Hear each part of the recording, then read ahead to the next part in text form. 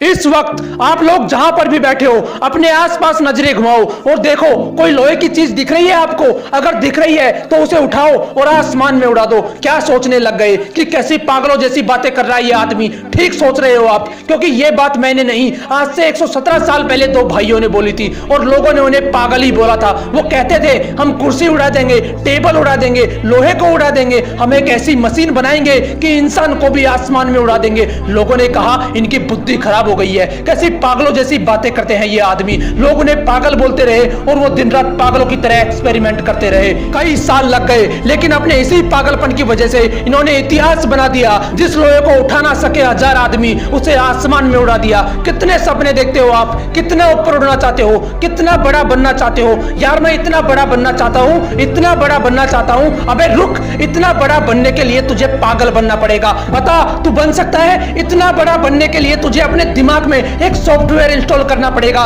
कि मैं 1000 बार फैलूंगा तब भी नहीं रुकूंगा। बोल तू कर सकता है ऐसा? अगर कर सकता है तो तू भी एडिसन जितना बड़ा बन सकता है। एडिसन एक ऐसा महान इंसान जो आज इस दुनिया में नहीं है, लेकिन उसके द्वारा किए गए 1093 आविष्कारों में वो आज भी जिंदा है। ये वही पागल इंसान है जो कहता था कि कांच से लाइट जला दूंगा, रात में भी दिन जैसा माहौल कर दूंगा। उस पर भी लोग चिल्ला रहे थे कि तू पागल हो गया है, ऐसा हो ही नहीं सकता, तू ऐसा कर ही नहीं पाएगा। लेकिन वो इंसान भी जिद्दी इंसान था। उसके पागलपन ने उसे ना रुकने दिया ना थकने दिया। हर बार फेल होने के बाद सिर्फ एक ही बात बोलता था कि साला एक बार और ट्राई करूंगा। वो 1000 बार फेल हुआ, लेकिन उसी पागल इंसान ने बल्ब का आविष्कार किया और इस दुनिया को रोशन करके चला गया। बनना चाहते हो इनकी तरह? बनना तो चाहता हूं, लेकिन मेरे पास इतनी फैसिलिटीज नहीं है। कुछ करना तो चाहता हूं, लेकिन मेरे पास पैसे नहीं है। बड़ा बनना तो चाहता हूं, लेकिन मेरा आईक्यू कम है। अबे रुक, कितना कम है तेरा आईक्यू? किताब में लिखा हुआ तो समझ में आता है ना तुझे। तेरा दिमाग जिम के जितना कमजोर तो नहीं है,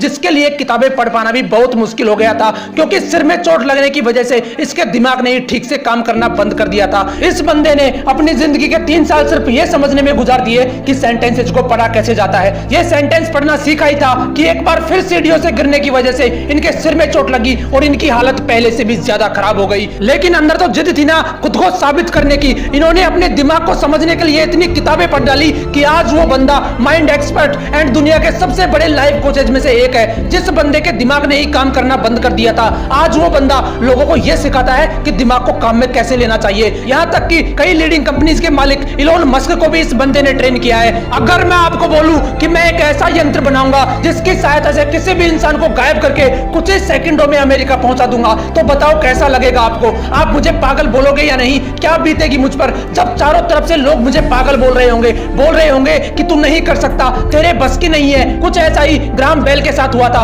वो बोलते थे कि ऐसा यंत्र बनाऊंगा जिससे आप भगवान की तरह हजारों किलोमीटर दूर बैठे किसी भी इंसान से बात कर पाओगे। लोगों ने कहा ये पागल हो गया है, इसकी बुद्धि फिर गई है। लोग चिल्लाते रहे उस पर, लेकिन वो नहीं रुका। एक के बाद एक एक्सपेरिमेंट करता चला गया और वो यंत्र बनाकर दिखा दिया जो पूरी दुनिया को असंभव लगता था, जिसे आप टेलीफोन के नाम से जानते हो। क्या अलग था इन लोगों में यार? ये कोई भगवान थे या इनके रावण की तरह 10 सिर थे? इनके शरीर में भी 206 हड्डियां थी, वही लाल रंग का खून था। फर्क सिर्फ इतना है कि ये इंसान जिद्दी इंसान थे। इनके अंदर एक ऐसा पागलपन था कि साला 1000 बार फेल होना मंजूर है लेकिन हारना नहीं। तुम्हारे पास 1000 बहाने होते हैं, लेकिन उनके पास सिर्फ एक सपना था और उस सपने को पूरा करने के लिए उन्होंने अपनी जी जान लगा दी। लेकिन तुम सिर्फ सपने देखते हो, उन्हें पूरा करने के नाम पर तुम्हारी हवा टाइट हो जाती है। क्या अलग था यार इन लोगों में? वो भी तुम्हारी तरह ही इंसान थे, फिर तुम क्यों नहीं कर सकते? तुम क्यों ऐसा सोचते हो कि लोग क्या सोचेंगे? क्यों अपने आप को कमजोर फील करते हो? क्यों तुम एक ठोकर लगने के बाद हार मान लेते हो? याद रखना, हारने वाला कभी असफल नहीं होता, लेकिन जो हार मान लेता है वो कभी सफल नहीं होता।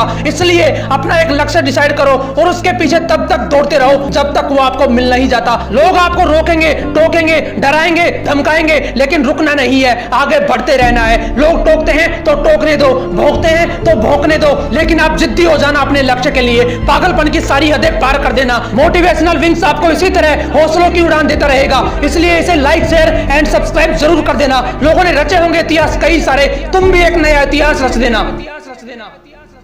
मिलते हैं नेक्स्ट वीडियो में एक नए मोटिवेशन के साथ। जय हिंद, जय भारत।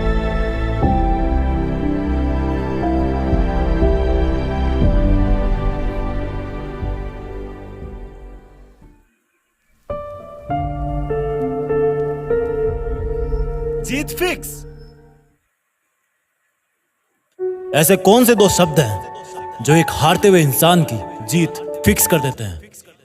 रुकना मत। रुकना मत। रात हो जाए तो रुकना मत, क्योंकि धरती चल रही है। जोश बुझे तो बुझना मत, क्योंकि सूरज जल रहा है। अगर वो रुक गया तो सब खत्म हो गया। थक गया है तो थोड़ा आराम कर ले, लेकिन रुकना मत। आंखें दुख गई है तो पानी से धो ले, लेकिन रुकना मत। नींद आने लगी है तो उठ के थोड़ा चल ले, लेकिन रुकना मत। भूख लगी है तो थोड़ा